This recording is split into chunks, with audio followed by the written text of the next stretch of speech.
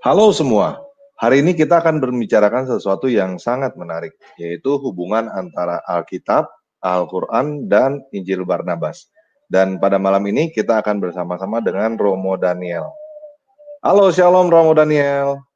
Om, Shalom Pak Romo. Aris, dan semua teman-teman yang lain. Selamat sore. Sore. Oke, Romo, hari ini kita akan berbicara tentang ini, Romo, tentang Injil Barnabas, Romo. Ini Injil ini favorit sekali nih, Romo. Teman-teman kita yang Betul. di seberang ini senang sekali sama Injil Barnabas ini nih.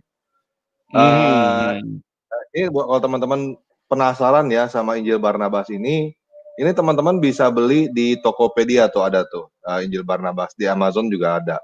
Nah, kita hari ini akan bahas apa hubungannya antara Injil Barnabas, Alkitab, dan Al-Quran. Oke, mungkin bisa diceritakan Romo, ini Injil Barnabas ini apa sebenarnya Romo? Silakan Romo. Injil Barnabas ini suatu yang dikatakan Injil yang ditulis oleh Barnabas yang menurut pengakuan penulisnya dalam buku itu, dia adalah salah satu dari Rasul Yesus Kristus. Dari salah 12 satu dari 12. Ya, padahal coba kita lihat dalam Alkitab ya. Coba kita baca dari Matius pasal 10 ayat 1 sampai 4. Setahu saya sih nggak ada murid di Barnabas Romo ya, dari 12 itu. Coba kita baca aja supaya orang tahu. Oke, di berapa? Matius? Pasal 10 ayat 1 sampai 4.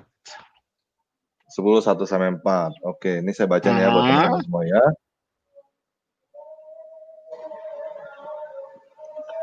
Yesus ayat memanggil ke-12 sampai 4. Ya. Oke.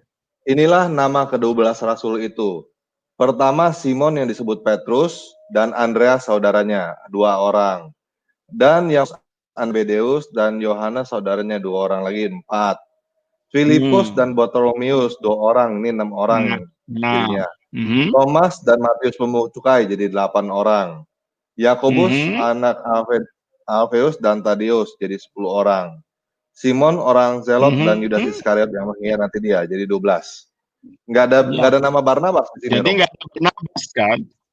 Barnabas itu bergabung kepada rombongan para rasul yang 12 ini sesudah Yesus naik ke surga.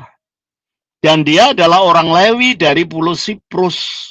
Bukan salah satu dari 12 rasul itu. Coba kita baca di dalam kisah Rasul pasalnya yang keempat. Ya. Di dalam kisah Rasul pasal 4 kita baca demikian. Kisah Rasul pasal 4 ya. Bentar, pasal 4 atau pasal 5 coba kita lihat di situ.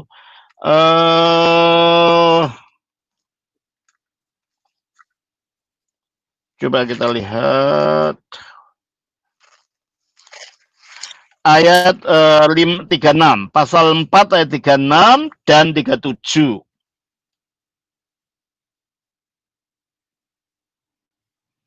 Tolong bacakan. 36, 37. Demikian pula dengan Yusuf yang oleh rasul-rasul disebut Barnabas. Artinya anak penghiburan. Nah. Terus? Dia artinya anak penghiburan, seorang Lewi dari Siprus. Ia menjual ladang miliknya lalu membawa uangnya itu dan meletakkannya di depan kaki murid-muridnya. Berarti kalau gitu dia bukan bagian dari para rasul. Karena dia mempersembahkan itu, uangnya itu kepada para rasul. Berarti hanya memang menurut Injil Barnabas. Kalau menurut Barnabas dia salah satu dari rasul gitu loh. Berarti salah ya, dong Injil Barnabas. Loh ya salah lah. Dari situ aja udah salah gitu loh ya. Coba kita baca di sini. Kita baca sebentar. Dalam pembukaannya, saya baca ini Injil Barnabasnya ya. Oke, Injil Barnabas ya. Kita baca dari Injil Barnabas itu dari pembukaannya dulu ya. Gini, Barnabas, Rasul Yesus dari Nazaret, menyerukan Kristus, kepada semua mereka para penduduk bumi ini yang mengendaki kedamaian dan penghiburan. Sahabat-sahabat tercinta, Tuhan yang Maha Agung yang mau menakjubkan beberapa hari yang telah lewat telah mengunjungi kita melalui nabinya Yesus Kristus dengan membawa ajaran dan seterusnya. Ya, terus di situ dia mengatakan ayat yang dia sangat anti Paulus tulisan ini. Dikatakan gini, di antara mereka termasuk juga Paulus yang telah menyelewengkan ajaran. Aku membicarakan semua ini dengan penuh keprihatinan. Atas dasar inilah aku menuliskan kebenaran ini yang telah aku saksikan dan dengarkan selama aku bergaul dan berinteraksi dengan Yesus. Dia tidak pernah bergaul dan berinteraksi dengan Yesus. Karena dia baru datang setelah Yesus naik ke surga. Dan datangnya kepada Itu para kayaknya rasul. Ya? Kalau dengar itu kayaknya dia merasa Paulus dan Yesus hidup sejaman ya, Romo ya, kayaknya ya. Iya, iya. Nah, ini memang dieksploitasi oleh penulis Injil ini karena memang ada ketegangan antara Paulus dan Barnabas dalam Kisah Rasul 16. Coba kita lihat gitu ya. Kisah Rasul pasal yang ke-16 kita baca terjadi ketegangan antara Paulus dan Barnabas. Masalah apa? Masalah siapa yang mau diajak untuk sebentar. 16 atau berapa itu? Oke, kita baca 15. Kisah Rasul 15 ayat 35 sampai dengan ayat yang ke-41. Coba kita baca di situ. Oke. Paulus dan Barnabas tinggal beberapa lama di Antiokhia. Mereka bersama-sama dengan banyak orang lain mengajar dan memberitakan firman Tuhan. Jadi Paulus dan Barnabas, sebentar saya jelaskan. Paulus dan Barnabas memang dikirim dari gereja Antiokhia untuk mengabarkan Injil. Mereka teman sepenginjilan gitu ya. Terus? Tetapi beberapa waktu kemudian berkatalah Paulus kepada Barnabas, "Baiklah kita kembali kepada saudara-saudara kita di setiap kota, di mana kita telah memberitakan firman Tuhan untuk melihat bagaimana keadaan mereka." Tetapi Barnabas ingin membawa juga Yohanes yang disebut Markus. Ini Markus penulis Injil ya, Romo ya. Tetapi Paulus dengan tegas berkata bahwa tidak baik membawa serta orang yang telah meninggalkan mereka di Pamfilia dan tidak mau turut bekerja bersama-sama dengan mereka. Hal itu menimbulkan perselisihan yang tajam sehingga mereka berpisah. Dan Barnabas membawa Markus juga sertanya berlayar ke Siprus. Nah itu, jadi pertengahan, sebentar sudah cukup itu aja. Jadi memang terjadi perselisihan, tapi perselisihan bukan masalah doktrin. Perselisihan masalah siapa yang bisa diajak. Mengapa ya si Barnabas ingin memaksa untuk mengajak Markus? Karena Markus itu ponakannya. Markus itu ponakannya Barnabas gitu loh. Ya.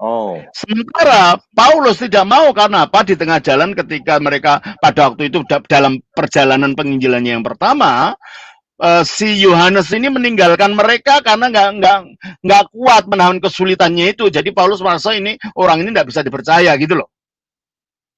Jadi konfliknya ini bukan konflik masalah ajaran, tapi konflik untuk siapa yang bisa diajak untuk menemani perjalanan itu. Nah, oleh penulis Injil Barnabas ini dieksploitasi seolah-olah konfliknya antara Barnabas dan Paulus itu masalah ajaran, yang ternyata tidak. Dan menurut catatan gereja Ortodoks, menurut catatan sejarah gereja Ortodoks, akhirnya Paulus dan Barnabas bertemu lagi. Dan waktu akhirnya tahun abad keberapa gitu, makam Barnabas akhirnya matinya di Siprus. Di waktu itu dibuka petinya, ternyata di dadanya itu ada Injil Matius dari Barnabas ini. Jadi kalau begitu tidak ada masalah doktrinal gitu loh antara Paulus dan Barnabas. Ini masalah siapa yang mau diajak untuk melayani ini loh, gitu loh. Ngerti? Tetapi di buku Injil Barnabas itu ada perbedaan doktrin antara Paulus dan Barnabas. Loh Gitu ya. iya, makanya dikatakan tadi dia mengatakan nih loh, dia mengatakan begini dalam tulisannya si katanya Barnabas ini mengatakan, kata baca ya, di mana banyak dari ajaran-ajaran ini, maksudnya ajaran Yesus, yang telah diselewengkan oleh setan di balik kedok kesucian.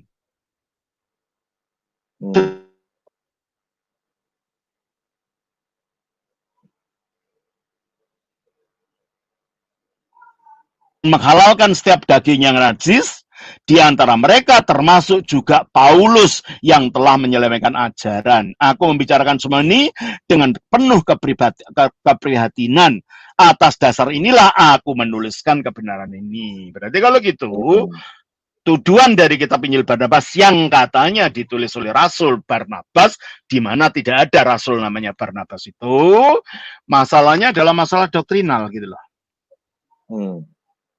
Jadi eksploitasi dari fakta sejarah.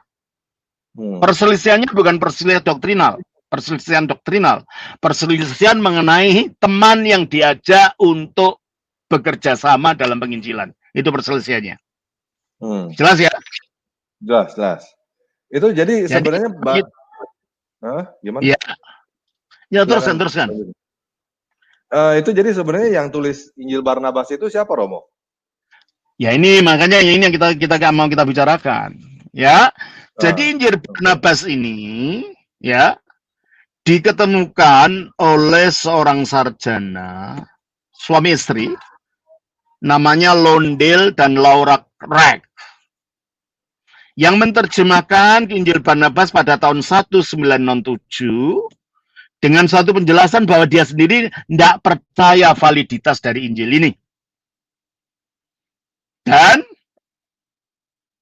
keterangan daripada Laura Craig ini, karya aslinya itu, akhirnya banyak dikutip oleh para penyelidik yang lainnya. Dan ada 2 manuskrip yang memberikan 222 pasal dari Injil Barnabas yang masih ada. Tetapi anehnya, tidak ada satupun yang dalam bahasa Aramaik, yang merupakan bahasa sehari-harinya Yesus. Tidak ada yang bahasa Yunani, yang merupakan bahasa internasional zaman itu, maupun bahasa Ibrani, yang merupakan bahasa keagamaan orang Yahudi pada saat itu. Tetapi ini diketemukan dalam bahasa Itali. Bahasa Itali. Dialek Tuscan. Bahasa Itali. Padahal bahasa Itali kan? Akarnya dari bahasa Latin. Iya, makanya itu berasal dari bahasa Latin. Berarti ini kalau itu yang digunakan bahasa Itali, berarti ini zaman yang sudah jauh dari zamannya Yesus. Sebab zamannya Yesus itu orang Roma menggunakan bahasa Latin, bukan bahasa Itali. Yang bahasa Latin itu terpecah menjadi bahasa Itali, bahasa Spanyol, bahasa Portugis, bahasa Perancis, dan bahasa Romania. Kalau ini memang ditulis pada zaman pertama, kalau memang bahasanya bahasa Barat, seharusnya bahasa Latin, atau bahasa Aramaik, atau bahasa Yunani, tetapi tidak. Ya, dan juga para penyelidik juga menemukan bahwa di dalam ayat-ayat yang ditulis dalam Injil Barnabas itu ada kutipan dari Dante Alighieri, yaitu Divina Comedy. Itu tahun berapa itu Dante itu menulis itu? Divine Comedy. Dante. Dante Divine Comedy. Iya, itu dikutip oleh Injil Barnabas gitu loh. Oh, bentar ya, coba saya cari dulu ya, bentar.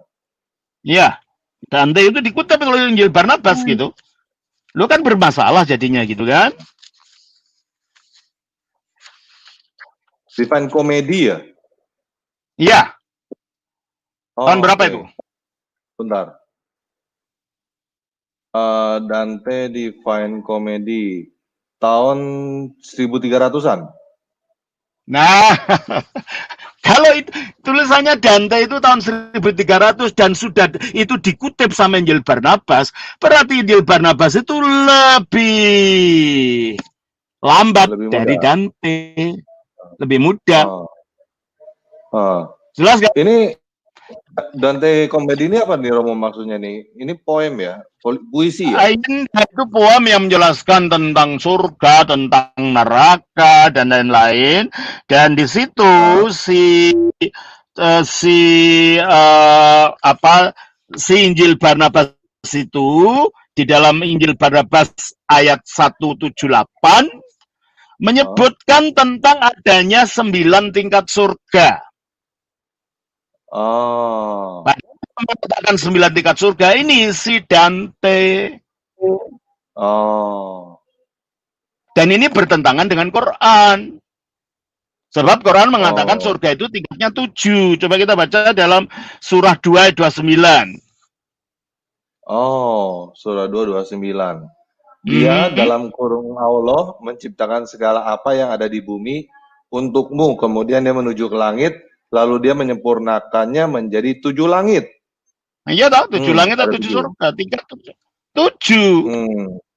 Tapi kenapa Barnabas mengatakan 9? Yang 9 itu padahal itu yang mengatakan Dante. Oh.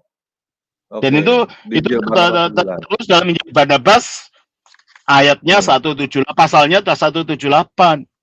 Dari sini kelihatan bahwa ini tidak ditulis pada abad pertama. Masa abad pertama mengutip tulisan pada abad ke-14?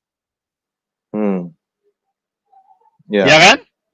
Ya, betul. Itu betul. Nah, ada problema lagi. Kelihatannya si penulis Injil Barnabas ini tidak tahu bahasa Yunani yang merupakan bahasa internasional waktu itu. Tidak pula tahu bahasa Ibrani. Kenapa? Coba kita baca. Bacakan ya. Ini saya tunjukkan ini ininya. Ya, coba kelihatan nggak di situ? Kekecilan Romo nggak kelihatan. Jelas ya, saya baca aja. Baca aja Romo. Injil Yesus yang sebenarnya yang disebut Kristus adalah seorang nabi yang baru. Berarti menurut Injil Barnabas ini sendiri, Yesus itu disebut Kristus. Ya kan? Tapi kita baca dalam pasal 82 ayat 3 dari Injil Barnabas. Pasal 82 ayatnya yang ketiga dari Injil Barnabas ini, coba dengarkan ini. Yesus menjawab, sungguh aku ini diutus kepada bangsa Israel sebagai seorang nabi yang membawa misi penyelamatan. Tetapi setelahku akan datang seorang Mesias yang diutus Allah untuk semua penduduk di seluruh dunia. Jadi kalau begitu Yesus bukan Mesias, tapi Kristus. Tapi Kristus gitu loh. Padahal Mesias itu sama. Ucapan Yunani untuk kata Ibrani Hamasia, yang kalau bahasa Yunani sendiri bunyinya Ho Christos atau Kristus. Ini kan bingung orang ini. Di satu sisi mengatakan Injil Yesus yang sebenarnya yang disebut Kristus, berarti Yesus itu Kristus. Tapi di dalam ayat di dalam pasal 82 ini dia bukan. Akan datang Mesias yang lain gitu kan? Coba kita baca juga pasal 96 ayat 2 dan 3. Pasal 96 Injil Barnabas 96 ayat 2 dan 3. Kita baca begini, ya. 96.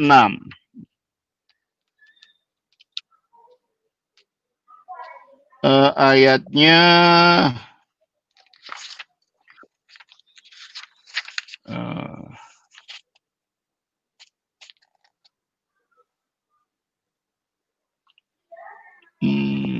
tadi nggak saya beri tanda, tapi ada ayat karena panjang ayat-ayatnya itu panjang-panjang gitu. Jadi dia mengatakan tentang Mesias itu.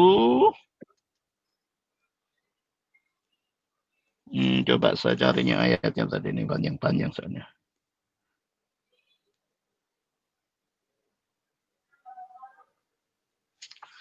ayatnya di mana mengatakan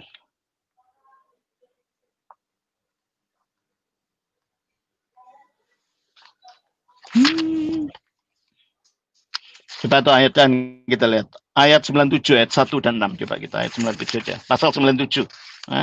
Ya.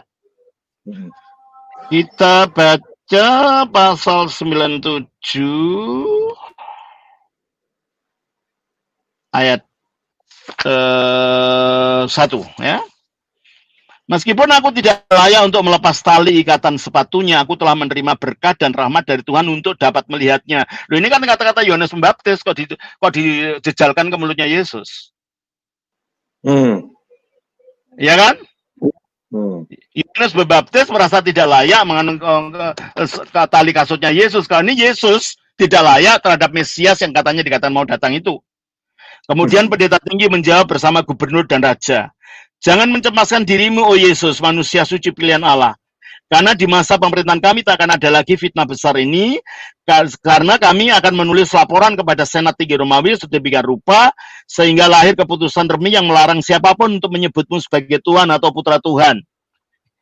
Ya, terus? Kemudian Yesus berkata, aku tidak terhibur dengan kata-katamu, karena di mana engkau mengharapkan penerangan, maka kegelapan akan datang. Tetapi aku terhibur dengan berita kedatangan utusan Allah yang akan menghancurkan setiap pendapat. Berarti ini kan kata-kata Al-Quran yang katanya Yesus akan, coba kita baca dalam surah 61 ayat 6. Surah 61 ayat 6. Surah 61 ayat 6. Bentar ya. 61 ayat 6. Ya. Dan dalam kurung ingatlah ketika Isa putra Maryam berkata, wahai Bani Israel, sesungguhnya aku utusan Allah kepadamu yang membenarkan kitab dalam kurung yang sebelum aku, yaitu Taurat dan memberikan kabar gembira dengan seorang rasul yang akan datang setelahku, yang namanya Ahmad dalam kurung Muhammad. Ini kan kata-kata Al-Quran, bukan. Tapi ini kata-kata itu diucapkan oleh Yesus dalam Injil Barnabas gitu loh. Oh. Ya. Oh. Jelas. Jadi kalau gitu kelihatan dari pertama kutipannya itu sendiri sudah kita melihat ini fabrikasi Injil ini gitu loh. Ya. Pertama udah mengutip dari Dante ya, yang tulisannya tahun 1300, padahal ini diklaim ini datangnya zaman para rasul, sudah tidak mungkin gitu loh. Kedua tidak mengertinya bahasa, dia tidak tahu bahwa Mesias dan Kristus itu artinya sama gitu loh. Di dalam pembukaan dikatakan Yesus itu Kristus, tetapi dikatakan aku bukan Mesias itu. Lah, gimana sih? Ya kan? Dari sini saja kita melihat ada permasalahan di dalam Injil Barnabas ini, gitu ya. Dan lagi pula, ini juga bertentangan dengan Al-Quran. Sebab di dalam Al-Quran yang disebut Al-Masih atau Mesias atau Kristus itu ya Isa, tidak ada lain gitu loh. Coba kita baca dalam Quran surah 3 ayat 45. 3 ayat 45. Quran surah 3. Ya. Dalam ruhlah ketika para malaikat berkata, wahai Maryam, sesungguhnya Allah telah menyampaikan kabar gembira kepadamu tentang sebuah kalimat dalam kurung firman darinya, yaitu seorang putra, namanya Al-Masih Isa putra Maryam. Jadi menurut Quran yang disebut Al-Masih itu siapa? Menurut Quran yang disebut Al-Masih itu siapa? Isa putra Maryam. Injil Barnabas, Isanya sendiri, Yesusnya itu menolak dirinya Al-Masih, menolak dirinya sebagai Mesias. Ini apa tidak bertentangan dengan Quran? Bertentangan pula dengan Alkitab. Bagaimana tulisan semacam ini bisa dipercayai gitu loh? Jadi kalau teman-teman Muslim mengutip Barnabas, berarti Injil itu sebenarnya bilang Al-Quran salah ya Romo ya, Injil Barnabas itu. Lah ya iya. Dan seharusnya saudara Muslim bersama dengan orang Kristen menolak Injil ini karena ini Injil palsu, bertentangan dengan Alkitab, bertentangan pula dengan Al-Quran. Iya kan? Coba Ya. kita baca juga di dalam surat An-Nisa ayat 157, surah 4 ayat 157. Dan dalam kurung kami hukum juga karena ucapan mereka, sesungguhnya kami telah membunuh Al-Masih, Isa putra Maryam, Rasul Allah. Berarti Padahal yang disebut mereka tidak. siapa? Isa putra Maryam. Isa putra Maryam. Tidak ada ceritanya dalam Al-Quran. Muhammad Al-Masih itu tidak ada. Yang ada ya Isa Al-Masih, sama dengan Alkitab gitu kan. Coba kita baca di dalam Injil Matius 1 ayat 17.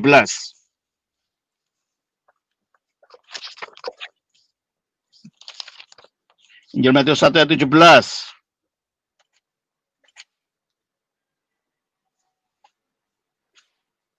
Tolong bacakan.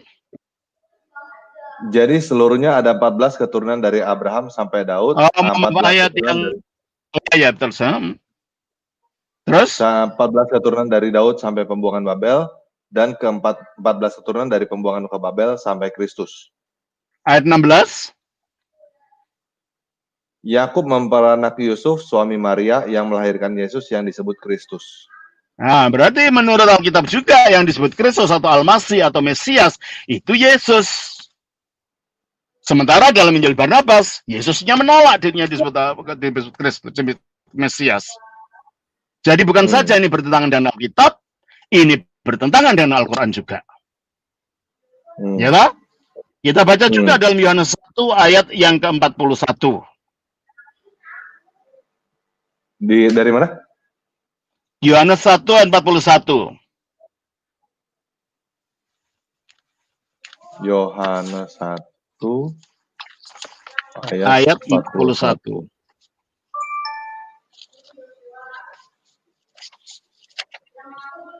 Andreas mula-mula bertemu dengan saudaranya dan ia berkata kepadanya, kami telah menemukan Mesias, dalam kurung artinya Kristus. Nah, Mesias artinya Kristus. Nah, di sini dalam Injil Barnabas ini pembukanya mengatakan Injil Yesus yang sebenarnya yang disebut Kristus. Tetapi di dalam pasal 282 ayat yang ketiga dari Injil Barnabas mengatakan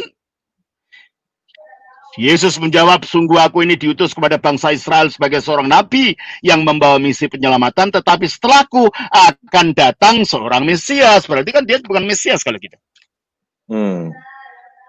Ya. Kitab yang palsu gini, yang bertentangan dengan Quran, bertentangan dengan Injil, masa ini dianggap kita benar gitu loh. Dan identitas penulisnya pun ternyata bukan rasul dari 12 rasul, ternyata enggak. Orang yang datang kemudian datang kepada rombongan para rasul. Jelas ini? Jadi ada di situ. Dan ada hal yang lain yang bertentangan dengan informasi dari Quran adalah bahwa menurut Injil Barnabas, Maria itu melahirkan tanpa rasa sakit. Coba saya baca dalam Injil Barnabas 3 ayat 3. Ya, dikatakan begini, ya. Karena alasan inilah Yosef meninggalkan Nazaret, sebuah kota di Galilea, dengan istrinya Maria yang tengah mengandung menuju Bethlehem. Karena ini adalah kota asalnya. Ia termasuk dalam garis keturunan David. Agar ia dapat didata berdasarkan surat keputusan Kaisar. Begitu tiba di Bethlehem, sebuah kota kecil, dan banyak penduduknya terdiri dari orang-orang asing, Yusuf tidak menemukan tempat untuk menginap sehingga dia memilih tinggal di luar kota dan menempati gubuk yang biasanya ditempati penggembala domba sebagai tempat berteduh. Ketika Yosef menginap di sana selama beberapa hari, ketika itulah telah tiba saatnya bagi Maria untuk melahirkan. Pada saat melahirkan, sang perawan Maria dikelilingi oleh cahaya yang sangat terang dan melahirkan bayinya tanpa merasa kesakitan sedikit pun. Kemudian dia menggendong dan menyelitu bayinya dengan kain baju dan seterusnya. Ini bertentangan dengan Al-Quran, di mana Maria melahirkan tanpa rasa sakit. Coba kita baca dalam Quran surah 19 ayat 23. Bentar ya, surah 19 ayat 23. Kemudian rasa sakit akan melahirkan memaksanya dalam kurung bersandar pada pangkal pohon kurma. Dia Jadi dalam menurut, kurung Maryam berkata, ya teruskan, teruskan. wahai betapa baiknya aku mati sebelum ini, dan aku menjadi seorang yang tidak diperhatikan dan dilupakan. Ya, Oh, jadi masa menurut sakit. Quran, Maria waktu sebelum melahirkan dia merasa kesakitan sampai ingin mati rasanya, saking sakitnya. Nah, Injil Barnabas mengatakan di dalam ayat tadi, pada saat melahirkan sang perawan Maria dikelilingi oleh cahaya yang sangat terang dan melahirkan bayinya tanpa merasa kesakitan sedikit pun. Dan penjelasan tentang Maria melahirkan tanpa rasa sakit itu muncul pada abad pertengahan di gereja barat sebagai suatu legenda saleh gitu loh. Ya bukan ajaran resmi gereja, tapi ada orang-orang yang punya ide bahwa Maria melahirkan tanpa rasa sakit. Itu tidak ada ajaran dalam Alkitab. Itu tidak ada ajaran dari Quran. Nah, kok si Barnabas kalau itu zaman hidupnya zaman para rasul, kok ngikuti tradisi abad pertengahan di gereja barat? Berarti penulisnya memang berada di negara barat waktu itu, di Eropa barat sekarang. Oh. Bukan di Palestina, bukan di Syria. Jelas ya? Itu tadi maksudnya legenda, itu maksudnya cerita rakyat atau dongeng gitu ya Romo ya? Cerita rakyat aja, cerita rakyat. Bahwa Maria tidak merasa sakit waktu melahirkan. Iya, iya. Oh, oke. Menarik kan? Menarik. Iya. Jadi ini bertentangan dengan Alkitab dan bertentangan dengan Al-Quran juga gitu loh. Seharusnya orang Islam dan Kristen bekerjasama mengatakan ini kitab suci dan tidak layak untuk disebar-sebarkan. Kenapa? Ini menentang Quran gitu kan? Bukan hanya itu saja, yang lebih menarik, menurut Yesusnya Injil Barnabas, babi itu halal. Oh. Menarik kan? Coba kita baca Injil Barnabas 2 ayat 5. Ya. Injil Barnabas pasal 32 ayat 5. Oh, masih banyak lagi sebenarnya kalau kita teliti bacanya. Saya hanya menunjukkan beberapa indikasi saja, tidak semuanya ya. Kita baca dari Injil Barnabas 32 ayat yang ke 5. Ketika Yosef saya salah buka. 32 ayat 5, maaf ya. Ini kata Yesus, sesungguhnya aku mengatakan kepadamu bahwa untuk makan roti dengan tangan kotor tidak akan membuat manusia menjadi najis. Karena apa yang masuk ke dalam tubuh manusia tidak akan menajiskan manusia, tetapi yang keluar dari tubuh manusia lah yang membuatnya najis. Kemudian salah seorang ahli kitab bertanya, jika aku akan makan daging babi atau daging-daging yang najis, apakah mereka akan mengotori hati nuraniku? Yesus menjawab, ketidakpatuhan tidak akan memasuki diri manusia, tetapi akan keluar dari manusia melalui hatinya, dan oleh karena itu dia akan menjadi kotor jika menyantap makanan haram. Kalau tidak patuh gitu loh, bukan dagingnya sendiri. Jelas ini. Jadi implikasinya apa? Ya nggak apa-apa, makanlah. Padahal dalam Al-Quran itu jelas dilarang makan daging babi. Itu coba kita baca dalam Quran 2 itu Quran surat Al-Baqarah 173.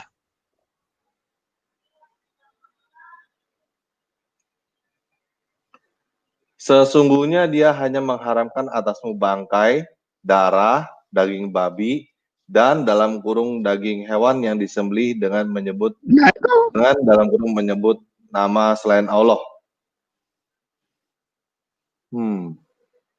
Ya, jadi menurut Quran daging babi itu haram, tetapi menurut Injil Barnabas Yesus menghalalkan daging babi.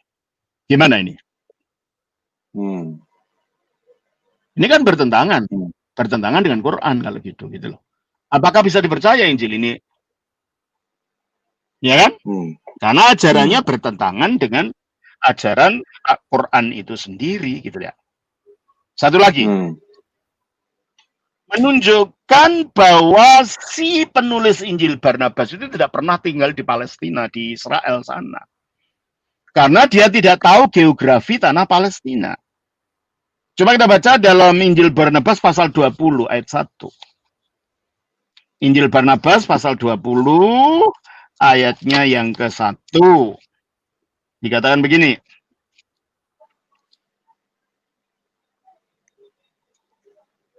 Injil Barnabas 20 ayatnya 1. Yesus berangkat menuju pelabuhan Galilea dan menumpang kapal yang berlayar menuju kotanya Nazaret. Mari kita lihat petanya. Galilea itu di mana? Nazaret itu di mana? Ya, saya tunjukkan, saya punya petanya ini.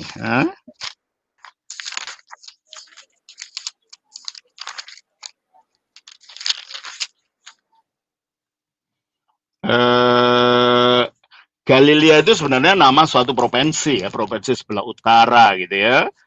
Coba kita lihat. Ini ada peta ya.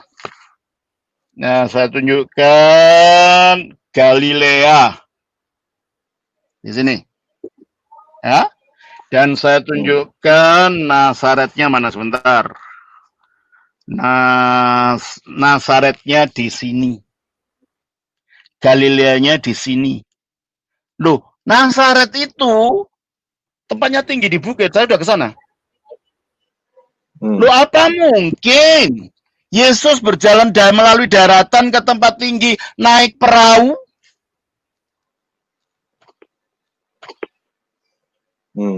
Apa perahu terbang?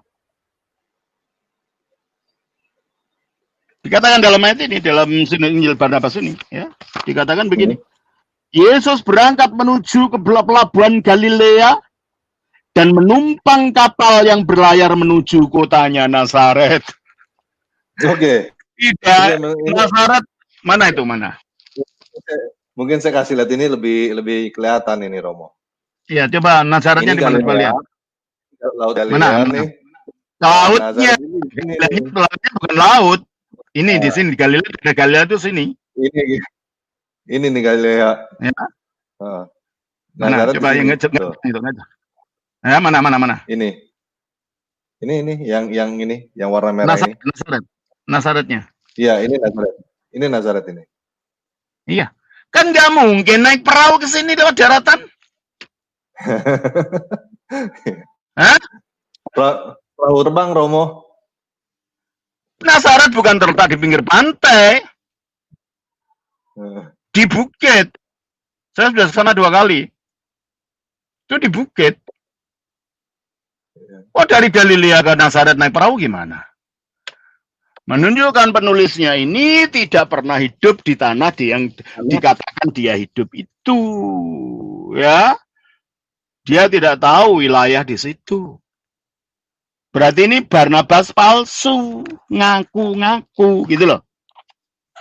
Jelas ya? Jelas itu. Nah, kita lanjutkan juga.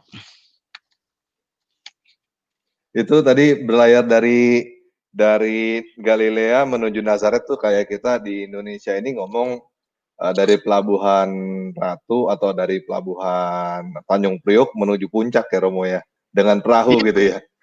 Iya, terutama kecuali kalau itu perahunya Dampu Awang dalam dongeng itu. Perahu yang bisa terbang itu. Perahu terbang.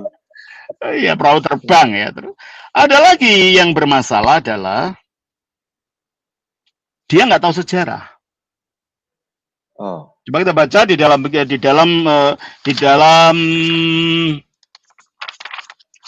Injil Barnabas pasal 3 ayat 1. Di dalam Injil Barnabas pasal 3 ayat yang 1 dikatakan mengenai kelahiran Isa, kelahiran Yesus. Yang berkuasa di Yudea saat itu adalah Herodes, berdasarkan keputusan Kaisar Agustus, sedangkan Pilatus menjabat sebagai gubernur dalam wilayah keagamaan Anas dan Kayafas. Oleh karena itu berdasarkan perintah Kaisar Agustus, semua wilayah yang dikuasai dilakukan ke pendataan penduduk. Oleh karena itulah setiap warga pulang kembali ke daerah asal masing-masing. Karena alasan inilah Yusuf meninggalkan Nazaret, sebuah kota di Galilea, dengan istrinya Maria yang tengah mengandung menuju Bethlehem, dan seterusnya. Akhirnya berbicara tentang kelahiran Yesus. Jadi menurut Injil Barnabas, Yesus lahir ketika Pilatus menjadi gubernur. Secara sejarah itu salah total. Karena Pilatus baru diperintahkan oleh pemerintah Romawi untuk menjadi wali negeri di Yudea pada tahun 27.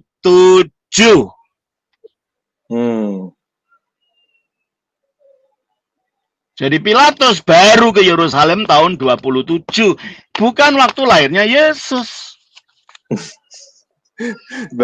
Berarti yang pengarang Injil Barnabas ini dia pikir Pontius Pilatus itu dari Yesus lahir sampai Yesus mati itu juga si gubernurnya ya?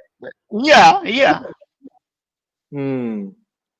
Ini tidak cocok dengan sejarah. Coba kalau tidak percaya cari di Google itu.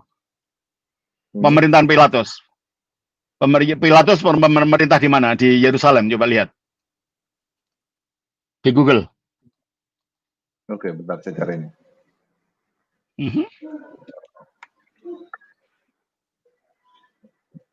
Pontius Pilate.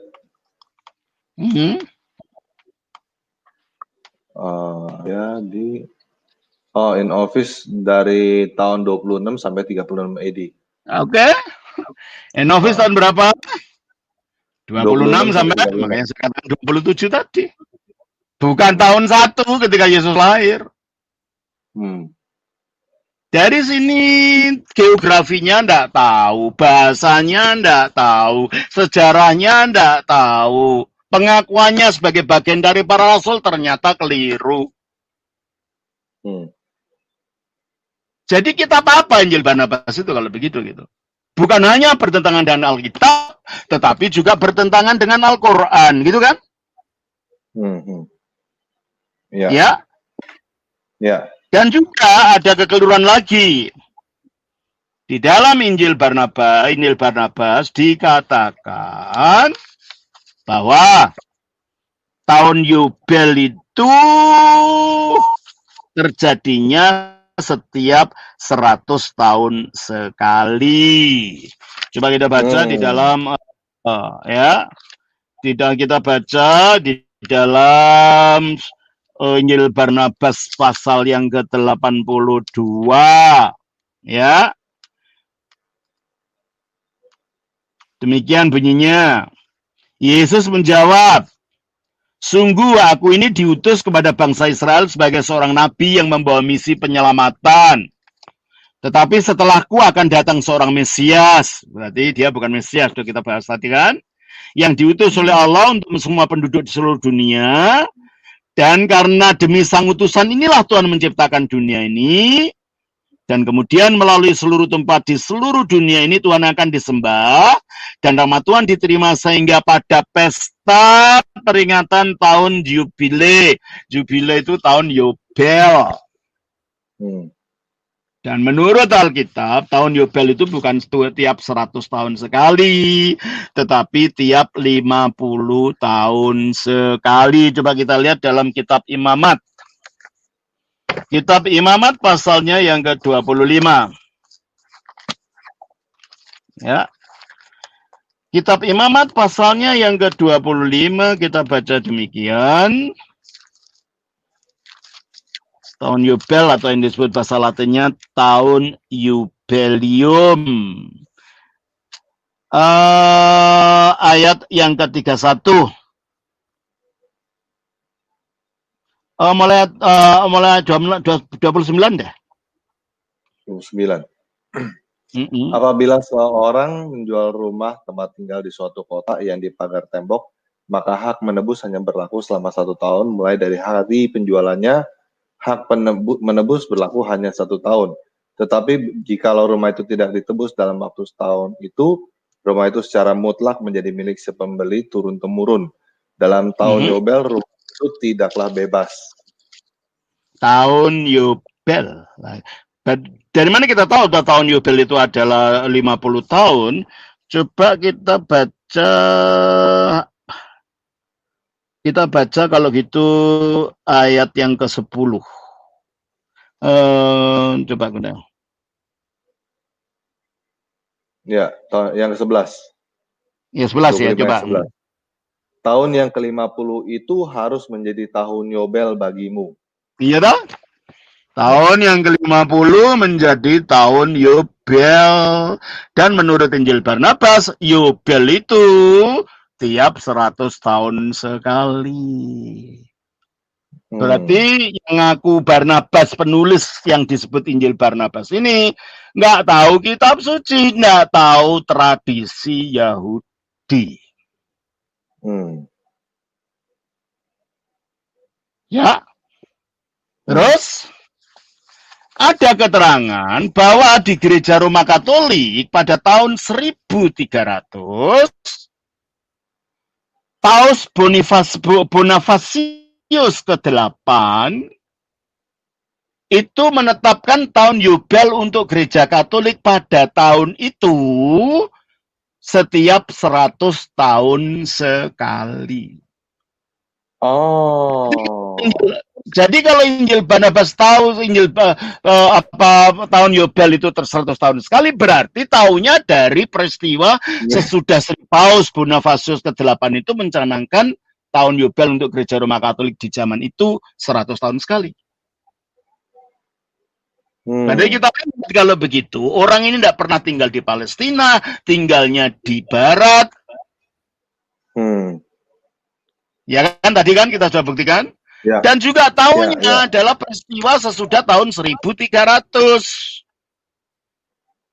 Karena pada tahun itulah Sri Paus dari Roma, Bonifasius ke-8 itu menetapkan tahun Yobel sebagai 100 tahun sekali di dalam gereja Roma Katolik di zaman itu.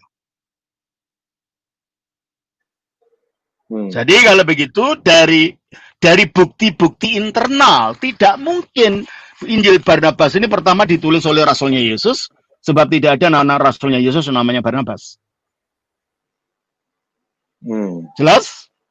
Dan kedua, dia tidak mungkin orang Yahudi, karena bahasa Ibrani tidak ngerti, bahasa Yunani tidak ngerti, bahasa Aramaik tidak ngerti, bahasa Latin pun tidak bisa. Karena aslinya buku kitab ini ditulis dalam bahasa Itali, dialektuskan. Dan juga ada yang bertentangan ya. Coba kita baca lagi di dalam mengenai pemahamannya tentang Injil tuh ya. Kita baca di dalam Injil Barnabas ini ayatnya yang judulnya dulu. Injil Yesus Kristus yang sebenarnya. Berarti kalau gitu penulisnya mengakui inilah Injil Yesus itu. Betul kan? No. Yeah. Berarti kan Injil Yesus Kristus yang sebenarnya, berarti inilah Injil Yesus itu. Jadi kitab ini. Nah, apa ini gak bertentangan dengan ajaran Islam? Bahwa kepada Nabi Isa diturunkan langsung kitab namanya Injil, bukan yang ditulis oleh Barnabas. Jelas gak itu? Maksudnya tulis-tulisnya Injil Yesus gitu ya, sekalian gitu. Injil Yesus yang sebenarnya. Mungkin kalau bahasa Inggrisnya the original Gospel of Jesus Christ gitu, mungkin gitu. Saya yang punya saya bahasa Inggris sedang saya betulin di toko di percetakan, jadi saya nggak punya bahasa Inggris, yang punya terjemahannya. Ya kadang-kadang terjemahan bahasa Indonesia yang gini-gini itu kadang-kadang nggak benar gitu loh ya. Coba kita baca kalau gitu. Sekarang pasal 1. Dalam beberapa tahun yang telah lewat, seorang perawan yang bernama Maria, keturunan Nabi Daud dari suku Yuda, telah dikunjungi oleh malaikat Jibril atas perintah Tuhan. Perawan ini menghidupi kehidupan suci dan seterusnya. Coba saya lihat bagaimana Yesus menerima Injil, ya. Coba, oh bukan ini. Coba saya lihat Yesus menerima Injil itu begini.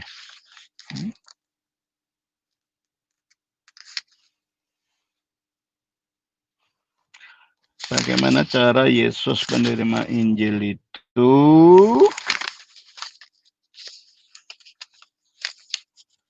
Pasalnya di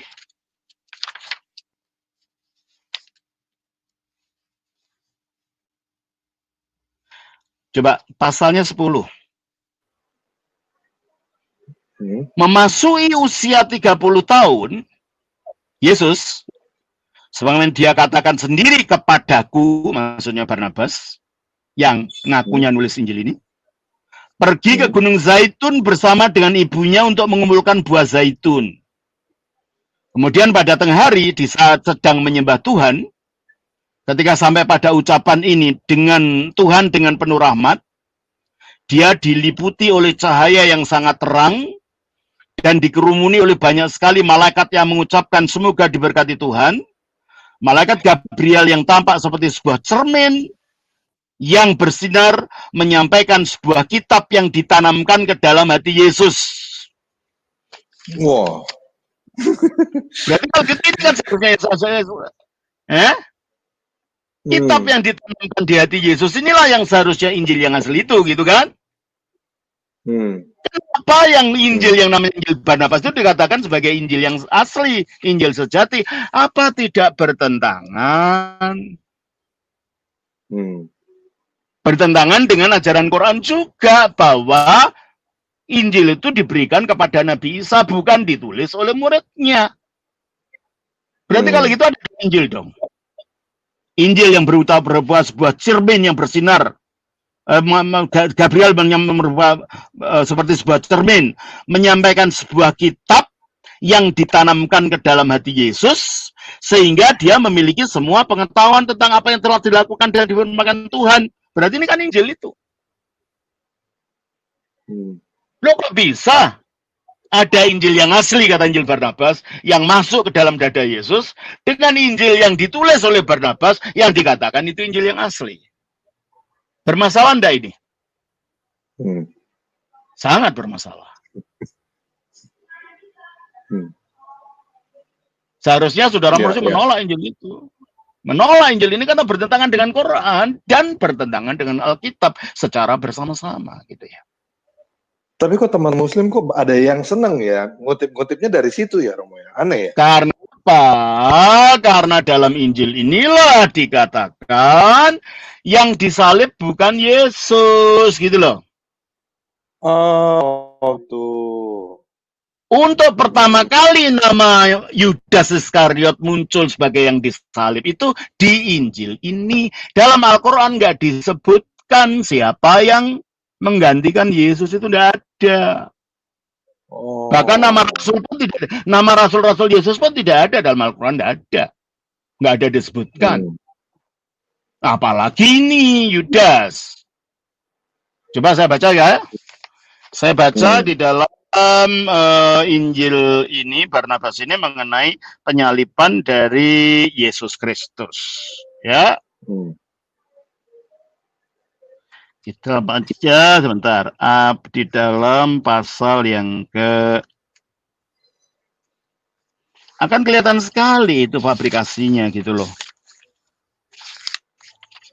Jadi kalau mengatakan yang disalib itu Yudas, itu bukan dari Al-Quran, bukan dari hadis. Dan bukan dari tradisi Islam. Itu dari karangan Injil ini, Injil palsu ini. Baru namanya disebutkan sebagai Yudas, gitu kan. Coba saya baca di sini. Ya. Dari Injil Barnabas pasal 215. Ketika para tentara dengan bimbingan Yudas telah berada dekat dengan tempat persembunyian Yesus, Yesus ketika itu mendengar suara orang banyak yang sedang mendekat, sehingga dengan perasaan cemas dia masuk ke dalam rumah. Sedangkan ke-11 murid sedang tidur pulas. Dalam Alkitab tidak ada Yesus masuk rumah. Itu di Taman Getsemani ini terjadi. Kalau ini yang dimaksud. Ya tak? Kemudian Tuhan mengingat hambanya sedang berada dalam bahaya. telah memerintahkan malaikat-malaikat Gabriel, Mikael, Rafael, dan Uriel untuk mengambil Yesus keluar dari alam dunia ini. Malaikat-malaikat suci ini datang dan mengambil Yesus melalui pintu yang menghadap ke selatan. Mereka membawa dia dan menempatkannya di langit ketiga dengan kawalan rombongan besar malaikat-malaikat yang selalu mensucikan Tuhan. Yudas Iskariot memasuki rumah secara paksa mendahului semua yang lain dan memusuhi ruangan di mana Yesus telah diangkat ke langit.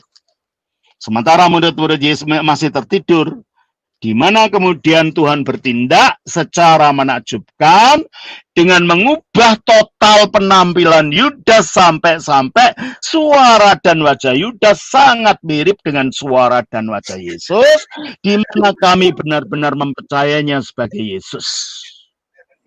Setelah itu dia, yaitu Yudas, membangunkan kami sambil mencari di mana gerangan sang guru berada. Tak lama kemudian kami merasa tercengang dan bertanya, "Engkaulah adalah guru kami, apakah engkau telah melupakan kami?" Dan dia, Yudas, sambil tersenyum berkata, "Kalian semua ini bodoh yang tidak mengenali aku sebagai Yudas Iskariot." Dan pada saat dia mengatakan hal itu, masuklah tentara dan mencengkramkan tangan-tangan mereka ke tubuh Yudas, karena itu dia sangat mirip Yesus dalam setiap lekuknya. Dan akhirnya dia yang disalibkan. Saudara, ini ya, bagi mereka nggak peduli, bagi orang-orang ini nggak peduli kebohongan pada bahasa yang lain. Pokoknya Yesus sudah disalib lah, itu mereka dapat dukungan dari situ gitu. Yang penting Yesus nggak disalib, mau itu dongeng. Iya, yang penting itu gitu loh. Iya. Yang lain-lain itu bertentangan dengan Al-Quran juga, bertentangan dengan Alkitab juga. Semuanya itu tidak. Loh, kalau mengenai sejarah Palestina saja dia nggak tahu. Ya toh, jumlah rasul saja dia nggak tahu, dan dia mengaku dirinya bagian dari itu. Bahasa aslinya para rasul saja dia nggak tahu. Loh, bagaimana dia tahu bahwa yang disalib itu bukan Yesus? Berarti itu dongeng gitu loh, yang dibuat orang pada tahun berapa? Sesudah tahun 1300, yang hidupnya bukan di Palestina, hidupnya di Barat, yang mengetahui budaya Barat tentang Dante alegori, tentang Paus Bonifacius. Berarti orang ini tidak pernah hidup di tempat di mana Yesus ada. Kalau itu saja bohong, bagaimana mungkin kita percaya dongeng ini kalau bukan difabrikasi? Itu berarti kayak ini ya Romo ya, kayak Santo Nicholas dengan Santa Claus ya Romo ya? Ya, betul. Itu yang saya khotbahkan kemarin tuh, apa itu. Santa Claus itu tidak ada kaitannya dengan Natal, itu dongeng. Ya orangnya memang Santo Nicholas itu seorang uskup ortodoks di Gereja Timur, tinggal di Mira di Turki sekarang. Akhirnya karena dia orangnya sangat dermawan, suka bantu orang, dan akhirnya dia dijadikan sebagai patron orang-orang yang mempunyai belas kasihan pada orang. Dan akhirnya itu di gereja Barat, terutama di negara Belanda, itu dijadikan tradisi setiap Natal, karena Natal itu memperingati belas kasih Allah, memberikan hadiah yang paling besar, yaitu firman-Nya jadi manusia, maka simbolnya adalah Santo Nikolaus ini. Disertai dengan pembantunya. Namanya Swapit. Yang sekarang saya jelaskan. Kapan dapat visa terbangnya, Romo? Ya, lalu orang-orang Belanda ini akhirnya berimigrasi ke Amerika, tinggal di New York, di daerah Manhattan. Tahun kalau saya nggak salah tahun 1920-an, kalau saya nggak lupa. Waktu itu Coca-Cola sedang booming-boomingnya, lalu berusaha untuk menarik pembeli dari kalangan imigran Belanda ini. Diambillah temanya dari Santa Claus yang merupakan ikon Natal bagi orang Belanda. Nah, Santa Claus namanya Sinterklaas tadinya. Sinterklas itu dibucakan secara Inggris jadi Santa Claus, dan Sinterklas ini diberi baju warnanya Coca-Cola. Apa itu warnanya? Merah. Merah.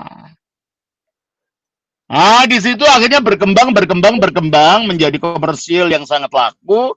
Akhirnya kisah ini dicampur dengan kisahnya Papa Noel dari Skandinavia yang tinggalnya di kutub, naik kereta salju, ditarik oleh rusa-rusa salju itu.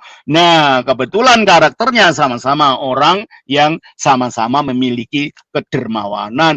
Akhirnya ceritanya Sinterklasnya orang Belanda ini yang jadi Santa Clausnya Coca-Cola itu dicampur dengan Papa Noelnya Skandinavia. Jadilah Santa Claus yang kita kenal sekarang. Yang makanya rusa terbang itu ya. Iya, dalam gereja ortodoks kita tidak menggunakan itu sama sekali, enggak. Natal ya, kisahnya kisah kelahiran Yesus, bukan Santa Claus, tidak ada gunanya itu. Nah, ini sama seperti ini gitu loh. Ini sama seperti ini.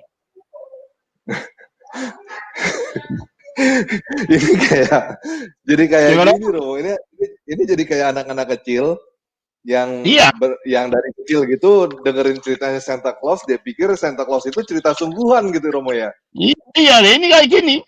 Yudas yang disalib itu kayak cerita sungguhan. Padahal sebelum Yesus disalib, Yudas sudah mati bunuh diri kan? Menurut Alkitab. Coba kita baca. Ya. Kita baca dalam Injil Matius. Matius pasal yang ke-27. Ya. Atau 20 ya. 27 ayatnya yang ke mana itu?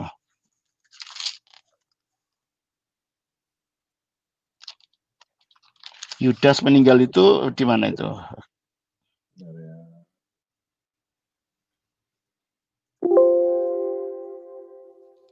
Yesus disalibkan. Hah?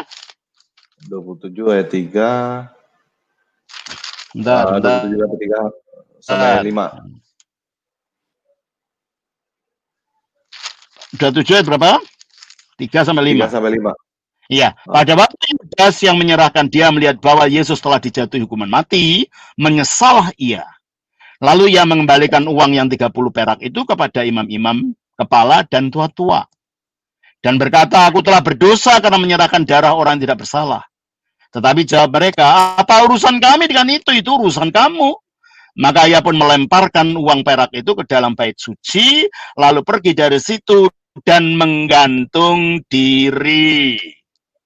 Nah, setelah menggantung diri kan waktu Yesus mati ada gempa bumi luar biasa.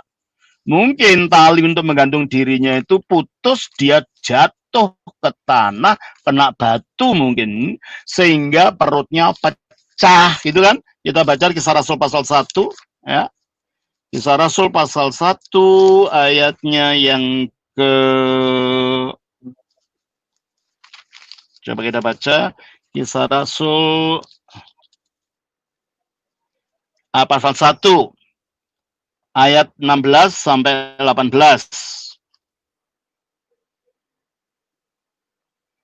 Hai saudara-saudara, haruslah genap nas kitab suci yang disampaikan Roh Kudus dengan perantaraan Daud tentang Yudas, pemimpin orang-orang yang menangkap Yesus itu. Dahulu ia termasuk bilangan kami dan mengambil bagian di dalam bagian ini. Yudas ini telah membeli sebidang tanah dengan upah kejahatannya, lalu ia jatuh tertelungkup dan perutnya terbelah sehingga semua isi perutnya tertumpah keluar. Jadi kelihatannya dari digantung ini kan waktu Yesus dikubur itu kan gempa bumi. Tali untuk menggantung dirinya itu putus, dia terjatuh, tertelungkup dan kena batu mungkin sehingga pecah perutnya. Loh, masa mungkin Yudas yang sudah mati ini lalu ditangkap disalib? Dan apakah mungkin kalau yang disalib betul Yudas akan mengatakan seperti yang dikatakan orang di atas salib itu, Bapa, ampunilah mereka karena mereka tidak tahu apa yang mereka lakukan. Mungkin Yudas mengatakan gitu? Kalau itu betul Yudas, dia akan mengumpat-umpat orang yang menyalibkan, dia teriak-teriak. Dia akan mengatakan. Bukan Yesus, gitu Iya, ya. iyalah. Tidak mungkin ampunilah dia, karena mereka tidak tahu apa yang mereka katakan. Dan ketika si pencuri itu mengakui Yesus, tidak mungkin Yesus bisa, kalau itu Yudas, bisa mengatakan, hari ini juga engkau akan bersama aku di atas ke dalam Firdaus. Mungkin Yudas mengatakan itu? Dari data-data ini tidak mungkin itu orang lain yang disalibkan kecuali Yesus, apalagi Yudasnya sudah mati dulu. Gitu kan? Ya, ya. Dan juga ini ayat ini sebenarnya diambil dari Al-Quran, surah An-Nisa 157. Ya. Saya bacakan. Saya akan bacakan satu tafsiran. Ya, saya nggak akan menafsirkan. Nanti saya bisa, mudah-mudahan membuat enggak. Saya akan bacakan aja. Ada satu tafsiran di sini. Ini ya, ini Qurannya tebal sekali. Ya, itu ada tafsirnya di bawahnya. Surah 4157 bunyinya begini. Dan karena ucapan mereka, sesungguhnya kami telah membunuh Masih Isa bin Maryam, utusan Allah. Mereka tak membunuh dia dan tak menyebabkan dia mati pada kayu palang. Ya, coba kalau dalam terjemahan lain, ya, wa qaulihim, dan kata mereka, ini kotolnya, sesungguhnya kami telah membunuh. Ya, ini kotolna. Inna kotolna Al-Masih Isa ibnu Maryam Rasulullah.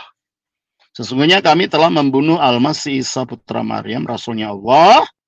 Wa ma qataluhu, dan sesungguhnya mereka tak membunuh dia. Wa ma solibuhu, dan sesungguhnya mereka tidak menyalibkan dia.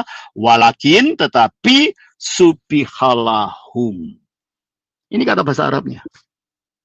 Subihalahum itu disamarkan bagi mereka. Yang disamarkan peristiwanya atau orangnya, nggak tahu juga, nggak ada jelasannya. Jadi tidak ada kata Yudas Iskariot di sini. Nah, ini penjelasannya begini. Di tafsir ini ya, dalam tafsir ini, saya baca aja. Kalimat solbuhu ini tak sekali-kali mendustakan disalibnya Nabi Isa pada kayu palang. Kalimat ini hanya mendustakan wafatnya Nabi Isa pada kayu palang sebagai akibat penyaliban beliau. Solib adalah cara membunuh yang sudah terkenal. Kata solibbuhu artinya membunuh dia dengan cara yang sudah terkenal. Kata dia ini ya. Bahwa Nabi Isa meninggal secara wajar, ini diterangkan dengan jelas dalam surah 5 ayat 117. Dan aku menjadi saksi atas mereka selama aku berada di tengah mereka, tetapi setelah engkau mematikan aku, engkaulah yang mengawasi mereka. Ya. Jadi, berikut ini adalah hal yang perlu dicatat. Nabi Isa hanya disalib untuk beberapa jam saja. Dia mengutip dari Markus 15 ayat 25. Padahal kematian karena disalib memakan waktu agak lama. 2. Ketika dua penjahat yang disalib bersama Nabi Isa diturunkan dari kayu palang, mereka masih hidup. Dengan demikian dapat ditarik kesimpulan bahwa Nabi Isa juga masih hidup. 3. Dua penjahat tadi dipatahkan kakinya, tetapi tak dilakukan terhadap Nabi Isa. Ya. Pilatus tak percaya bahwa Nabi Isa sudah mati dalam waktu setingkat itu, dan seterusnya. Ya. Jadi menurut tafsir ini, Yesus memang disalib, tapi tidak mati gitu loh. Nah, ya ini antar kelompok dalam Islam sendiri. Berarti kalau tafsir ini percaya Yesus disalib. Bagaimana mungkin ayat yang sama bisa ditafsirkan begini? Yang satu mengatakan menolak penyaliban, yang satu mengatakan memang ada penyaliban, memang Yesus disalib. Ya itu terserah. Itu menunjukkan bahwa tafsiran itu tidak konklusif. Bahwa memang Isa tidak disalib, ternyata dia mengatakan Isa disalib, gitu, hanya tidak mati gitu. Nah, pertanyaan kita bagi kita orang Kristen, lah bagaimana bisa disisipkan kata Yudas yang tidak ada di situ? Dan ini dalam terjemahan Departemen Agama ada itu. Ini terjemahan yang tahun berapa ini ya?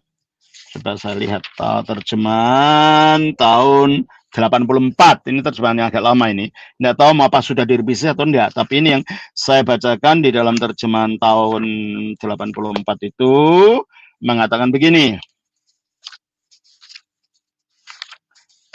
Di dalam surat An-Nisa 157 ya. Surat 4 ayat 157. Dan karena ucapan mereka, sesungguhnya kami telah membunuh Al-Masih Isa putra Maryam Rasulullah, padahal mereka tidak membunuhnya dan tidak pula menyalibnya, tetapi ya ini dalam kurung ya, yang mereka bunuh ialah, ini tambahan, bukan bahasa aslinya, orang yang diserupakan dengan Isa bagi mereka.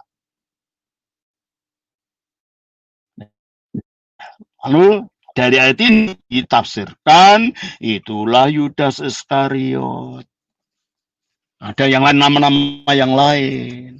Berarti kalau gitu nama Yudas Iskariot pun tidak ada dalam Al-Quran, tidak ada dalam hadis. Yang ada malah di dalam Injil Barnabas yang telah kita buktikan. Ini Injil palsu, isinya palsu semua. Kami oleh ajaran Islam. Bahwa menurut keyakinan Islam, Yesus tidak disalibkan. Nah, bagaimana kita bisa mempercayai ini Injil benar? Bukan karena di situ mengatakan yang disalibkan Yesus, bukan. Tapi data-data yang lain membuktikan yang tidak benar gitu loh. Jelas? Ya. Bagaimana Laris? Laris? Ya, Romo. Halo? Ya, halo Romo. Halo? Apakah suara saya kedengaran? Jelas ya itu? Iya. Jelas. Jadi kalau begitu kisah kedengaran. Ya. Ada masalah ya? Udah. Enggak. Udah? Ya. Jadi masalah bahwa Yudas tidak yang disalibkan Yudas dalam Injil Barnabas ini tidak meyakinkan melihat bukti-bukti lainnya bertentangan dengan Alkitab, bertentangan dengan Al-Quran, bertentangan dengan data sejarah, bertentangan dengan geografis, bertentangan dengan semua gitu loh. Nah kalau yang lain-lain itu salah, mana mungkin ini bisa diyakini bahwa cerita tentang Yudas yang disalibkan itu benar, yang lain-lainnya yang basic saja salah gitu loh. Tentang geografi, tentang bahasa, tentang identitas orang. Semuanya salah semua. Gimana ini cerita ini bisa dipercayai gitu loh. Iya. Jelas ya? Iya. Jelas banget Romo. Jadi seharusnya saudara Muslim juga harus malu menggunakan buku ini gitu loh. Untuk membuktikan. Karena ini bertentangan dengan Al-Quran gitu loh. Ya, jadi kalau orang Kristen tidak mengaku Injil ya karena memang Injil palsu. Munculnya aja dari tahun 1300 terbukti dia tahunya tahun Yobel tahun 100 tahun sekali, yang itu baru muncul pada kepemimpinan Sri Paus Bonifasius ke-8 gitu loh. Ya. Jelas ya? Mungkin saya tadi catat Romo, ini ada 9 poin Romo di sini Romo. Yang pertama, Barnabas itu bukan murid Yesus.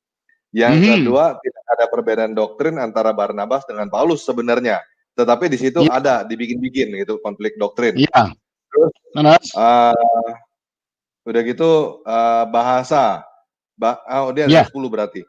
Bahasanya yang dipakai itu bahasanya bahasa Itali gitu. Bahasa Itali itu zamannya belum ada bahasa Itali. Bahasa muda yang berasal dari bahasa Latin. Ya, bahasa yang sangat muda. Yang ketiga. Yang keempat, dia mengutip puisi dari Dante Divine. Komedi.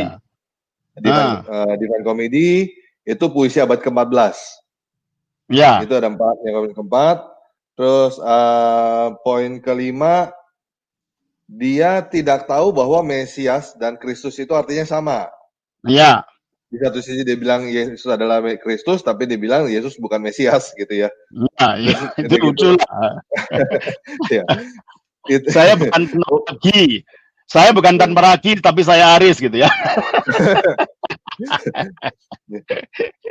Terus yang ke-6, Yang keenam dikatakan bahwa Maria lahir tanpa sakit, sedangkan Al-Quran berkata Maria lahir dengan kesakitan. Terus yang ketujuh di dalam Injil Barnabas itu babi halal. Gitu. Iya. Terus udah gitu yang ke-8 yang ke-8 nih harusnya nih. Di situ dikatakan berlayar dari Galilea ke Nazaret. Itu sama seperti berlayar ada orang ngomong berlayar dari Tanjung Priuk ke Bandung gitu. Iya, betul. Terus udah gitu di situ dia juga berpikir, menulis Injil Barnabas itu berpikir bahwa Pontius Pilatus jadi gubernur dari sebelum Yesus lahir sampai setelah Yesus meninggal, setelah Yesus bangkit gitu. Betul. Jadi itu kan 30 tahun lebih, mana ada gubernur 30 tahun lebih itu nggak ada gitu. Gubernur. Nggak ada, ya betul. Ya. Nah, sekarang mengenai penyakit itu sejelas-jelas ini tahu tentang yang ke-10 dia nggak tahu tentang tahun Yobel. Dia pikir itu tahun Yobel 100 tahun sekali. Itu adalah tradisi gereja Katolik oleh Paus Bonifasius yang menentukan. Betul. Yang ke-8 yang menentukan itu pada abad ke-13 itu. Jadi jelas banget orang ini adalah orang yang hidup setelah abad ke-13. Jadi setelah abad ke-13 baru tahun Yobel itu jadi 100 tahun. Sebelum tahun itu yang namanya tahun Yobel itu pasti 50 tahun gitu. Iya. Dan menurut para sarjana setelah diselidiki lebih dalam, ternyata nama aslinya yang menulis Injil Barnabas itu adalah Mustafa de Arande. Orangnya namanya Mustafa de Arande, yang menurut teorinya tadinya orang Yahudi. Dan waktu itu ada masa inkuisisi di gereja barat, dia pura-pura jadi Katolik. Dan akhirnya dia melarikan diri ke Turki. Di sana dia menulis Injil ini. Namanya Fra Marino, nama Latinnya atau nama spesialnya namanya Fra Marino, atau juga namanya Mustafa de Arande, itu nama Spanyol kelihatannya. Iya. Ya, jadi teman-teman yang mau lihat Injil Barnabas lebih lanjut, silakan beli sendiri ya Romo di ini ya, di Tokopedia banyak nih Romo. Saya ingetin teman-teman ya, ini adalah dongeng sekelas Sinterklas ya. Jadi kalau teman-teman beli ini, teman-teman jangan pikir ini kitab suci. Ini adalah dongeng rakyat yang terinspirasi dari tokoh sungguhan. Ya, dia menggunakan kisah dari 4 Injil sih, tetapi disisipi macam-macam idenya sendiri. Dan kalau kita lihat, ya tidak seindah Injil aslinya sih isinya, enggak. Karena banyak filsafat Yunani yang dimasukkan juga di situ gitu. Jadi nggak seperti Injil yang aslinya gitu, yang kita punya, enggak. Ya, ini teman-teman juga kalau mau beli yang bahasa Inggris belinya di Amazon. Kalau mau beli buku Romo ada di deskripsi video ini teman-teman ya. Mendingan beli yang Romo punya, yang Romo bikin daripada beli ini sih, daripada beli yang ini Injil Barnabas ini. ini mah beli dongeng. Iya. Daripada beli dongeng ini mendingan beli dongeng Sinterklas lah. Daripada itu semua, mendingan beli bukunya Romo Daniel yang ada di deskripsi video ini ya. Linknya sudah saya taruh ya. Ini juga mungkin biar teman-teman biar lebih paham lagi maksudnya apa dongeng rakyat gitu atau apa? Ya, kalau kita pikir ada tradisi apokrifa ya. Injil apokrifa ini lebih dari rendahnya dari apokrifa gitu. Nah, ini mungkin teman-teman yang masih bingung ini kelasnya apa Injil Barnabas ini seperti apa, teman-teman bisa lihat YouTube ya. Teman-teman cari ini Superbook ya. Superbook ini adalah cerita yang terinspirasi dari Alkitab, tapi ini buat anak-anak nih teman-teman nih ya. Jadi di sini diceritakan bahwa ini ada anak-anak muda gitu, ceritanya dia punya robot, terus udah gitu hidup di zaman sekarang, ceritanya kartun begitu, terus udah gitu dia balik ke zaman dulu ceritanya nih. Balik ke zaman-zaman yang ada di Alkitab. Jadi ini jalan ceritanya ini seperti Doraemon gitu. Jalan ceritanya seperti Doraemon, tapi dia balik ke zaman Yesus. Nah, ini dongeng ya teman-teman ya, ini dongeng buat anak-anak gitu. Sama seperti ini Injil Barnabas ini. Injil sama Barnabas seperti itu. ini, ya sama seperti itu, satu level ini kelasnya ya. Superbook, ini zaman sekarangnya, kalau abad ke-13-an, 14-an, ya ini Injil Barnabas ini. Ini adalah zaman dulu mah ya nggak ada komik ya. Belum seperti zaman sekarang, komik bergambar, keren-keren begitu, Dragon Ball, terus ada komik ini, komik itu, sekarang banyak lah gitu. Nah, zaman dulu belum ada, berupa novel begini, berupa tulisan-tulisan. Ini buat anak-anak ya teman-teman ya, Injil Barnabas. Jadi jangan sangka God created the jangan sangka ini Injil asli ya. Nah, ini nih, ini kita lihat sepintas deh. Ini kayak begini nih, tunggu saya matiin kan supaya nggak kena copyright. Nah, ini. Nah, sama kayak begini Injil Barnabas nih. Zaman dulu nggak ada kartun secanggih ini, adanya ya novel-novel gitu, tulisannya dalam bentuk kata-kata. Ya jadilah Injil Barnabas namanya. Dicomot dari Injil Matius, Markus, Lukas, Yohanes, Al-Quran, mungkin ada lagi yang lain-lain, filsafat apa, dicampur-campur. Dari ini, dari itu, macam-macam gitu loh. Iya, dicampur-campur di macam-macam. Kisah penyaliban itu sendiri ya. Kalau kita mau Biskun Barnabas, penyaliban itu di samping dalam Alkitab banyak nubuat-nubuat. Coba kita baca sedikit ya. Baca sedikit, kita baca dalam Matius pasal yang ke-16. Coba kita baca dulu. Matius 16 ayatnya yang ke-21. Tolong bacakan. Matius 16 ayat 21.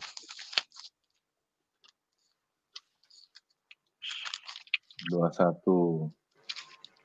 Sejak waktu itu Yesus mulai menyatakan kepada murid-muridnya bahwa dia harus pergi ke Yerusalem dan menanggung banyak penderitaan dari pihak tua-tua, imam-imam kepala dan ahli-ahli Taurat, lalu dibunuh dan dibangkitkan pada hari ketiga. Nah, ayat pasal 18 ayat yang ke pasal 17 ayat 22 23.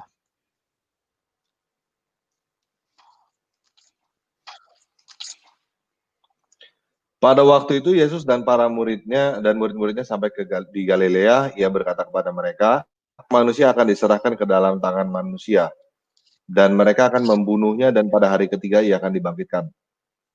Ya, pasal 20 kita baca. Saya tunjukkan beberapa fakta dulu ya. Ayat yang ke-17 sampai dengan ayat 19. Ketika Yesus pergi ke Yerusalem, ia memanggil ke-12 muridnya tersendiri dan berkata kepada mereka di tengah jalan, sekarang kita pergi ke Yerusalem, anak manusia akan diserahkan kepada imam-imam kepala dan ahli-ahli Taurat, dan mereka akan menjatuhi dia hukuman mati, dan mereka akan menyerahkan dia kepada bangsa-bangsa yang tidak mengenal Allah, supaya ia diolok-olok, disesah, dan disalibkan, dan pada hari ketiga ia akan dibangkitkan. Iya toh? Gini, ya, taruhlah Yesus bukan Tuhan. Ya, taruhlah Yesus bukan Tuhan, Nabi saja. Nabi menurut ajaran Islam adalah maksum, tidak bisa bohong. Nah ini Yesus mengatakan menubuatkan dia akan disalibkan. Nah kalau dia Nabi, mungkin nggak dia berbohong tentang penyaliban itu. Gak Tuhan, Nabi saja. Berarti dia sudah menubuatkan dia akan disalibkan. Lalu datang kemudian ajaran baru mengatakan dia tidak disalibkan. Nah, kita harus milih kalau gitu. Ini yang ngomong Nabi loh bahwa dia akan disalibkan. Dan memang terjadi demikian. Nggak mungkin dua-duanya benar. Itu satu. Ya. Dan masih banyak akhirnya bukti-buktinya dari para muridnya. Dan juga ada bukti independen yang berasal dari luar Alkitab dan ditulis oleh seorang ahli sejarah. Ini loh, terkenal sekali. Flavius Josephus. Itu seorang hidup hampir ya lebih muda dari Yesus, tapi di zaman itu. Dia orang Yahudi yang akhirnya menjadi seperti apa, bekerja dengan orang Romawi gitu. di dalam bukunya Kemasa Kunoan Bangsa Yahudi pasal yang ketiga ayat 3 dia menulis begini. Ya, saya bacanya bahasa Inggrisnya. Ini aslinya dalam bahasa Yunani, tapi ini saya punya terjemahnya dalam bahasa Inggris. Now, there was about this time, dan sekarang kira-kira pada saat ini, Yesus, a wise man, seorang yang bijaksana, if it be lawful to call him a man, kalau ini diizinkan mengatakan dia sebagai manusia. For he was a doer of wonderful works. Karena dia adalah pembuat pekerjaan-pekerjaan yang mengherankan. A teacher of such men, seorang guru dari manusia yang sedemikian, has received the truth with pleasure. Yang menerima kebenaran dengan sukacita. He drew over to him, dan dia menarik kepada dirinya sendiri, both many of the Jews, baik banyak dari orang Yahudi, and many of the Gentiles, dan banyak dari orang-orang non-Yahudi. He was the Christ. Dialah Al-Masih itu. And when Pilate, dan ketika Pilatus, at the suggestion of the principal man among us, oleh saran daripada orang-orang terpenting di antara kami, had condemned him to the cross,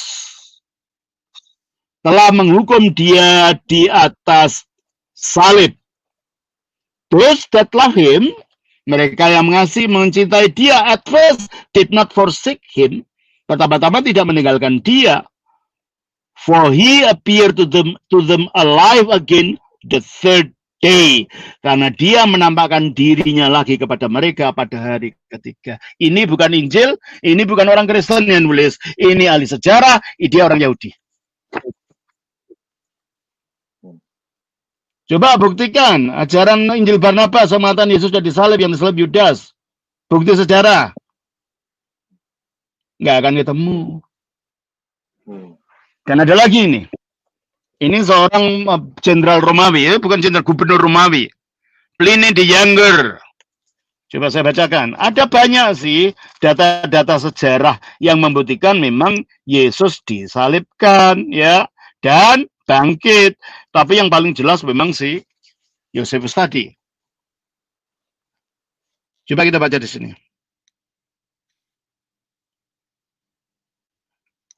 Others, yang lain, whose names were given to me by the informer, yang namanya diberikan kepada saya seorang pemberi informasi, first admitted the charge, yang pertama dia mengakui tuduhannya. Ini maksudnya waktu itu orang-orang Kristen yang jadi Kristen itu dianiaya ya, ditangkapi ya. Kalau zaman sekarang ngaku PKI gitu, ditangkap sama polisi. Zaman itu ngaku Kristen udah dianiaya sama para penyembah berhala ini ya. Then denied it, kemudian menyangkalinya. They said, mereka mengatakan, that they had ceased to be Christian 2 or more years previously, bahwa mereka telah berhenti menjadi orang Kristen 2 atau beberapa tahun sebelumnya. And some of them even 20 years ago, dan bahkan di antara mereka ngakunya sampai 20 tahun yang lalu. Dan setelah saya ambil yang penting aja. This made me decide.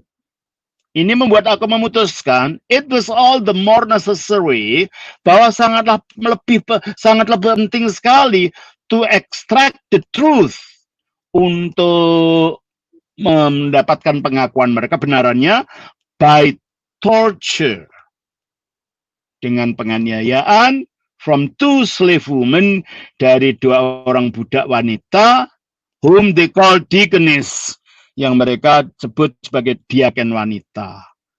I found nothing.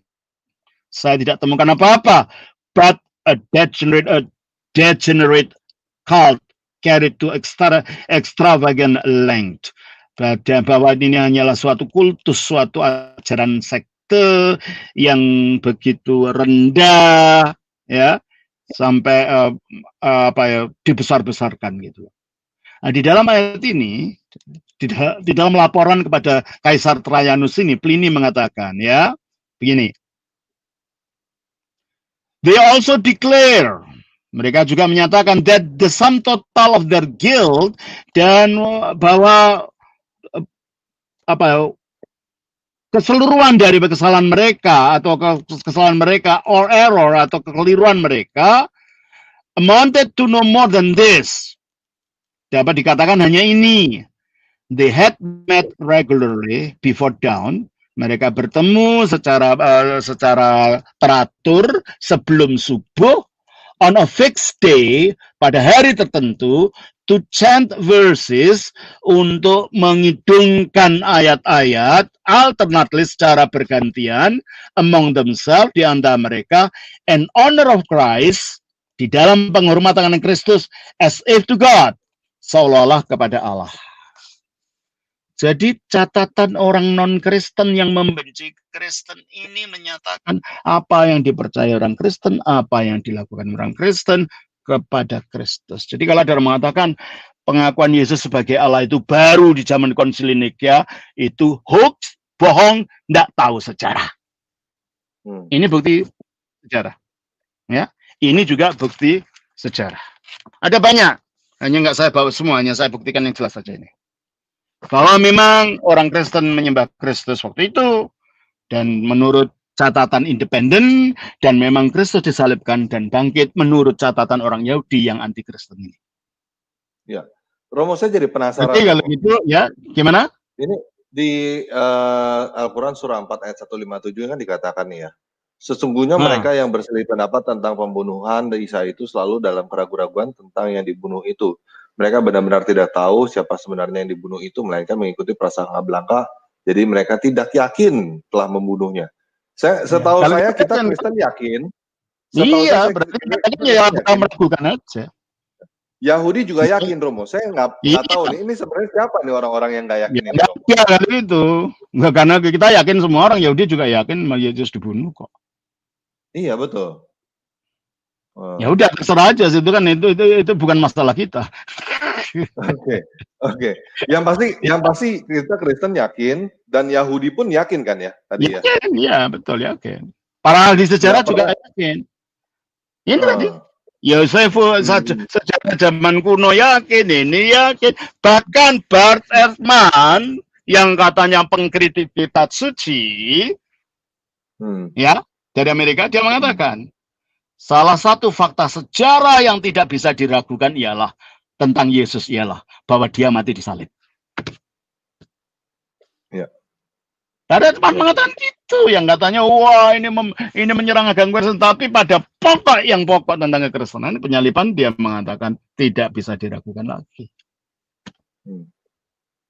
Ya. Bukti sejarahnya terlalu kuat, bukti Alkitabnya terlalu kuat, bukti orang-orang yang akhirnya tetap menjalankan mengikuti apa yang dilakukan orang Kristen purban ya terlalu kuat gitu. Jadi Injil Barnabas tidak berdasarkan apa-apa kecuali duga-duga dan karangan-karangan.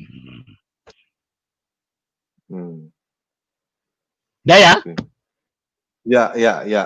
Dan jadi setahu saya sih ini yang selama ini saya kenal ya, yang selalu dalam keraguan-raguan tentang penyaliban Yesus tuh cuman Muslim, Romo. Setahu saya terserah, gitu. Terserah. Pokoknya kita yakin, Yahudi yakin itu. Ya. Yang pasti kita Kristen yakin, Yahudi juga yakin ya. Iya. Sejarah juga yakin. Ahli perjanjian baru yang paling skeptik pun Bart Ehrman juga yakin gitu loh. Oke. Sudah ya. Terima kasih Romo atas. Terima kasih, Tuhan berkati, sampai ketemu. Ciao. Tuhan berkati. Ciao. Terima kasih. Oke, thank you teman. Teman-teman yang mau beli bukunya Romo Daniel, saya udah taruh linknya di bawah video ini ya. Dan juga jangan lupa subscribe ke channelnya Romo Daniel ya. Oke, sekian video kali ini. Yesus Kristus penguasa kita memberkati.